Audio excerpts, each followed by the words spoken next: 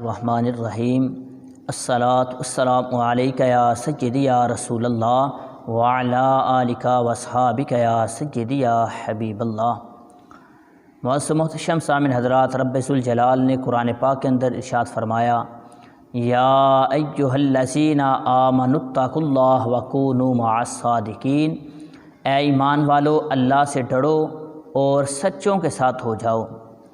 معزز محتشم سامعین حضرات، سچ اور جھوٹ کا انسان کی زندگی میں بڑا ہی عمل دخل ہے، چاہے وہ کاروبار کے معاملات ہوں، چاہے وہ گھریلو معاملات ہوں، انسان کی زندگی میں سچ اور جھوٹ کا بڑا ہی عمل دخل ہے۔ تو امام الانبیاء صلی اللہ تعالیٰ علیہ وآلہ وسلم نے ارشاد فرمایا، صحیح مسلم حدیث مبارکہ ہے، آقا فرماتے ہیں کہ سچ کو لازم پکڑ لو، ہمیشہ سچ بولو، اور فرمایا جب تم سچ بولو گے تو یہ نیکی کے راستے پہ چلو گے اور نیکی کا راستہ تمہیں جنت تک پہنچا دے گا۔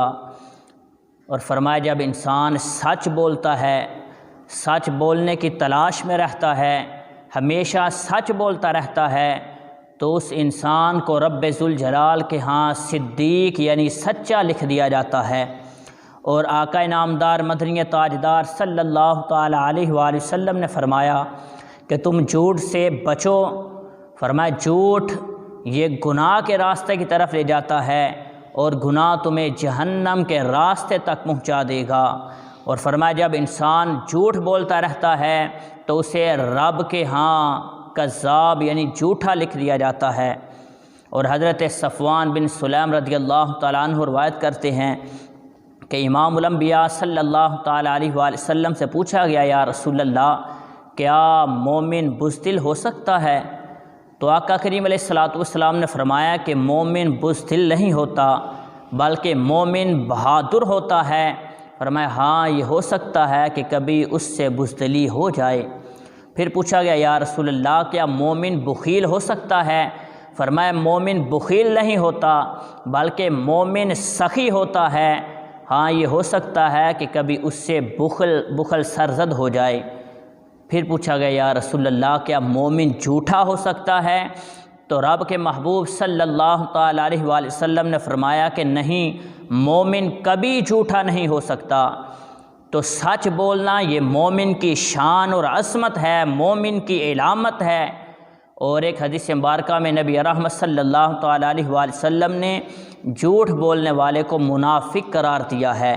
اور دوسری حدیث مبارکہ میں فرمایا کہ جب انسان جھوٹ بولتا ہے تو رب کے جو فرشتے، جو رحمت کے فرشتے ہوتے ہیں، فرمایا اس کے جھوٹ کی بدبو کی وجہ سے اس سے 1 میل دور ہو جاتے ہیں۔ اور حضرت امام مالک رحمۃ اللہ علیہ آپ فرماتے ہیں کہ مجھ تک یہ بات پہنچی ہے کہ حضرت لقمان علیہ رحمہ سے پوچھا گیا کہ آپ کو رب ذوالجلال نے اتنا اعلیٰ مقام کس وجہ سے عطا فرمایا؟ تو فرمایا کہ 3 باتوں کی وجہ سے۔ ان میں پہلی بات یہ ہے کہ میں ہمیشہ سچ بولتا ہوں، کلام میں میرے سچائی ہوتی ہے، اور دوسری چیز یہ ہے کہ امانتوں کی ادائیگی کی وجہ سے اور فضول گفتگو سے پرہیز کرنے کی وجہ سے رب ذوالجلال نے مجھے اتنا اعلیٰ مقام عطا فرمایا ہے۔ تو معزز سامعین حضرات، سچ ایک ایسا زینہ ہے کہ جو بندہ سچ بولتا ہے اس کی شخصیت میں نکھار پیدا ہو جاتا ہے، اور جھوٹ انسان کے باطن کو کھوکھلا کر دیتا ہے، انسان کی شخصیت کو مس کر دیتا ہے۔ تو رب ذوالجلال کے بارگاہ میں دعا ہے اللہ پاک ہم سب کو ہمیشہ سچ بولنے کی توفیق عطا فرمائے، سچائی کا ساتھ دینے کی توفیق عطا فرمائے، اور سچوں کے ساتھ نسبت رکھنے کی توفیق عطا فرمائے۔ وما علیہ الا البلاغ۔